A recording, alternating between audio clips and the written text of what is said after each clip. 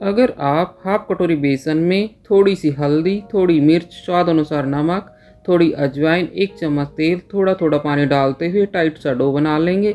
अब इसकी छोटी छोटी गोलियां बना लेंगे और गरम तेल में हल्का सा फ्राई कर लेंगे। गोलियों को निकाल कर 1 प्याज डालेंगे, थोड़ा सा लहसुन पेस्ट डालेंगे, 2 हरी मिर्च, 1 टमाटर बारीक काट करके डाल देंगे। अब डालेंगे कुछ बेसिक मसाले, हाफ चम्मच लाल मिर्च, हाफ चम्मच हल्दी, हाफ चम्मच गरम मसाला। इनको अच्छे से फ्राई कर लेंगे।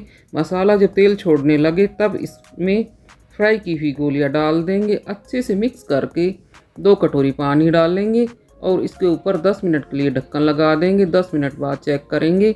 अगर गोलियां सॉफ्ट हो गई हैं तो थोड़ी सी डालेंगे इसमें कसूरी मेथी फ्लेवर के लिए। अब इसको प्लेट में निकाल लेंगे। इस प्रकार से आप बहुत ही टेस्टी बेसन गोली तरी वाली सब्जी बना सकते हैं।